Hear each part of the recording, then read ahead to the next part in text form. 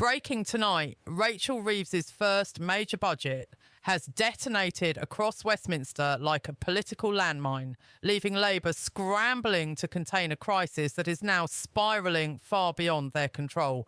Outrage is erupting nationwide. Voters feel misled. And tonight, the Chancellor stands accused not simply of mishandling the economy, but of breaking the very promises she swore to uphold. Before we unpack the full fallout, a quick word. If you're sick of being taken for a fool by Westminster, hit subscribe and stay with us. Now to the heart of the storm. What unfolded today was less a budget rollout and more a controlled demolition of public trust. Reeves arrived at Parliament with her trademark red box and a smile that suggested steady hands at the tiller. Minutes later, she unleashed a $26 billion tax hike, describing it as tough but fair. For millions of families already stretched to breaking point, those words landed like a cold slap. Britain now faces frozen tax thresholds until 2031, a stealth move, pulling 700,000 more people into paying tax and pushing another million into higher bands. It's a hit of around $220 per household, at a time when unemployment is rising to 5% and economic growth has slowed to an embarrassing crawl. But the real explosion came hours later on Sky News. Sophy Ridge confronted the Chancellor with a simple, devastating question. You've broken your manifesto promise, haven't you? Reeves tried the familiar sidestep, insisting Labour only pledged not to raise rates of income tax, national insurance or VAT. Ridge, stone cold, read the manifesto back at her. Labour will not increase taxes on working people. The silence that followed was louder than any shout. Cornered, Reeves admitted in the softest voice imaginable that yes, working people will pay a bit more. That phrase now echoes through Westminster like a warning siren, because what Reeves calls a bit more, the Institute for Fiscal Studies calls a clear breach of Labour's pledge. And tonight, analysts, voters, business leaders, even Labour MPs are questioning whether this government is losing its grip faster than anyone imagined. If you're still watching, stay with me, because in a moment we'll break open why this mess may not just be incompetence, but something far more deliberate. The political fallout deepens as we turn to the moment Britain realised this wasn't just a misstep. It was a full-blown betrayal unfolding live on national television. The Sky News interview that followed Reeves's budget has already been clipped, shared and dissected millions of times, and for good reason. It wasn't journalism, it was an unravelling. Picture the scene. Reeves sits across from Sophy Ridge, shoulders stiff, rehearsed smile fading by the second. Ridge doesn't dance around it. No waffle, no warm-up. She goes for the jugular. You've broken your manifesto promise, haven't you? And that's when everything cracks. Reeves squirms, flicks through mental cue cards and clings to technicalities like a sailor to driftwood. We didn't raise rates, she repeats, as though the country can't read its own tax bills. But Ridge has the receipts, literally. She reads Labour's manifesto aloud. The line is blunt. Labour will not increase taxes on working people, not rates, not thresholds. Taxes on working people, full stop. Reeves's expression says everything. The shield is down. Her voice softens, shrinks almost, as she mutters that working people will pay a bit more. And that tiny phrase becomes the defining moment of the entire budget cycle. A bit more? That bit more is a multi-million person tax squeeze stretching all the way to 2031. Sensing opportunity, Ridge pushes again, calm, steady, relentless. Just be honest, she says. Say you broke the promise. But Reeves refuses. She repeats identical lines like a malfunctioning sat-nav. Never once does she say sorry. Not once does she acknowledge the scale of the hit. Instead, she rattles through a shopping list of measures she calls minimal. Freezing tax bans, pushing 700,000 new taxpayers into the system, shoving 1 million more into higher brackets, taxing large homes, cutting ISA limits, taxing pensions, and inventing a road tax for electric cars. Minimal? It sounds like a fiscal battering ram. The silence from number 10 tonight is deafening. Keir Starmer, the man who swore Labour would never raise taxes on working people, is nowhere to be seen. No explanation, no defence, no acknowledgement of the broken promise he delivered wrapped in union flags not long ago. And that's when whispers start circulating in Westminster corridors, whispers growing louder by the hour. Was this incompetence or was it calculated? Because if this was planned from the start, the implications are far more serious than any budget storm. Stay with me, because next we uncover why insiders say this wasn't a stumble, but a strategy. A darker truth is emerging from inside Westminster, one that suggests this budget may not be the accidental fiasco Labour claims, but a calculated manoeuvre designed to bury economic problems too big to confess openly. Behind closed doors, senior advisers are whispering that Reeves's decisions were not sudden, not reactive, and certainly not forced by circumstance. They were mapped out, drafted, and quietly rehearsed for weeks, possibly months, before the Labour leadership ever dared utter the word fairness. Let's start with the warning signs. Just hours before the budget, the Office for Budget Responsibility accidentally leaked key details, a chaotic slip that insiders say resembled a panicked group chat gone wrong.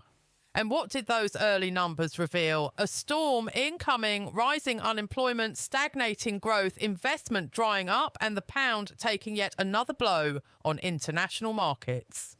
By the time Reeves walked into the Commons, the pressure was already suffocating.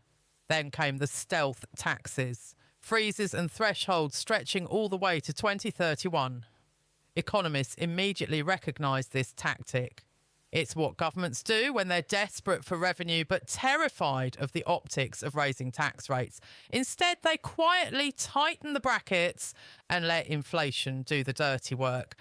But here's the crucial part. The impact of these freezes is harsher than simply raising the rates outright. Ordinary workers pay more, pay earlier and keep less. Tonight, even traditionally cautious institutions like the IFS and Resolution Foundation are openly accusing Labour of knowingly hitting middle and low earners harder than necessary. And while families struggle, businesses are sounding the alarm too. Employers warn the job market is wobbling, confidence is sinking, and investment plans are being scrapped as companies brace for a future filled with higher costs and fewer incentives. Farmers facing inheritance tax hikes say they may be forced to sell land held for generations. Electric vehicle owners, once encouraged with promises of a greener future, are now staring at mileage taxes and rising costs. Private schools report staff cuts and closures as the VAT raid bites. Inside Parliament, even Labour MPs are privately panicking. One was overheard saying, "We're sleepwalking into opposition." Others admit that Reeves has lost control of the narrative and, worse, the trust of core voters. Kemi Badenoch is calling for her resignation. Nigel Farage labels the budget an attack on aspiration. And the public mood? Furious. But here's the most unsettling question. If Labour knew the economy was faltering, if they knew tax freezes would hit millions, why press ahead anyway?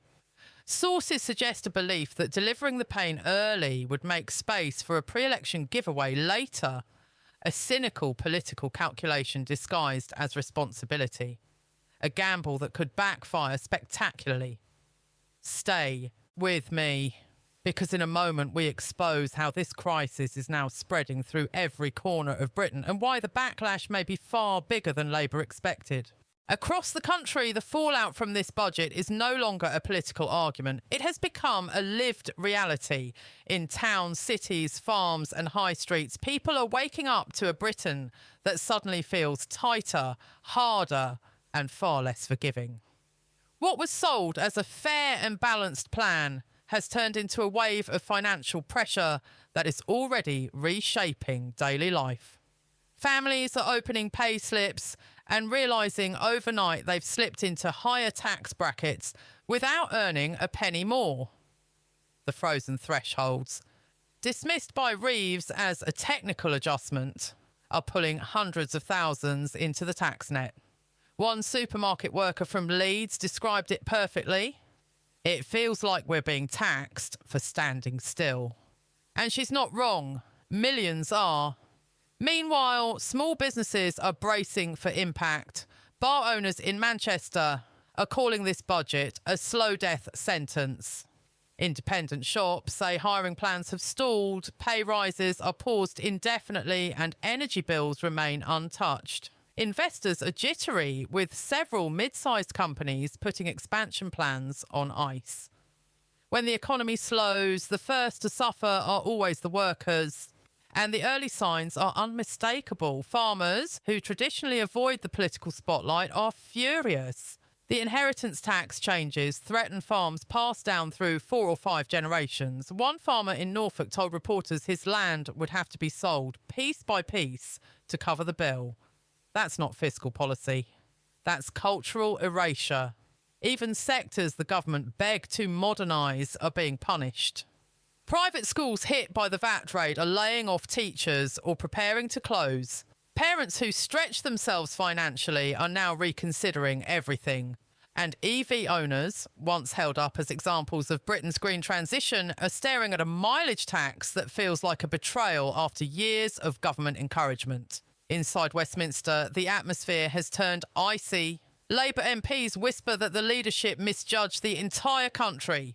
Some blame Starmer for vanishing at the moment of political impact. Others whisper openly that Reeves has become a liability. Every hour brings a new leak, a new rumour, a new clip of Sophy Ridge's interview replayed across social media with millions nodding in agreement. Ordinary people aren't buying the excuses anymore. They're watching prices rise, wages stall, and taxes climb. And they're realising something fundamental. The government promised to make life easier and instead made it heavier. A mood is forming, quiet, firm and unmistakable. Stay with me, because in the final part, we look at why this moment may be the political turning point Labour never saw coming, and why voters might deliver a reckoning that reshapes British politics for years to come. Across Britain tonight, something is shifting, not in the headlines, not in the speeches coming from Westminster, but in the minds of ordinary people who have simply had enough. What Reeves and Starmer hoped would be seen as a moment of responsible leadership has become instead a nationwide awakening. The illusion has cracked, and through that crack, the truth is pouring out. For months, Labour positioned itself as the party of stability, the safe pair of hands, the sensible adults in the room. But this budget has exposed a government that looks rattled, defensive, and strangely disconnected from the people it claims to represent. Reeves insists these choices were unavoidable. Starmer says it's all in the national interest, but when 1 in 3 Britons now fears what the government will take next, those words feel weightless. Speak to people on the ground, and the message is the same everywhere: frustration turning into resolve. In Birmingham, a teacher described the mood in her staff room as numb anger. In Newcastle, taxi drivers say they've stopped talking about football and started talking about tax brackets. In Kent, retired couples are asking how long they can afford to heat their homes under frozen thresholds that drag them into higher bands. This isn't political theatre anymore. It's household budgets, empty wallets, and rising anxiety. Workers on average wages are seeing deductions jump. Savers feel punished. Homeowners fear the next blow. And the sense of betrayal is cutting deeper than any policy number. Labour promised to protect working people. Instead, they've targeted them. Even inside Parliament, the panic is unmistakable. MPs who once cheered Reeves now avoid cameras. Advisers whisper that Labour may already be losing the trust it took years to regain. One senior aide admitted privately, "We underestimated how angry people would be." No. They underestimated how awake people have become, and that may be the most important change of all. Britons are talking, questioning, organising, remembering that their vote is their voice. What began as outrage is turning into momentum. People who never cared for politics are suddenly watching interviews, reading breakdowns, and asking the most dangerous question a government can face. Why should we trust you again? Elections are not won on speeches. They're won in moments like this, when a country quietly decides it deserves better. Reeves's "bit more" line has now become a symbol of everything Labour got wrong. Dismissive, out of touch and utterly blind to real-world impact. And make no mistake, voters will answer at the ballot box loudly, decisively and in a way Labour will never forget.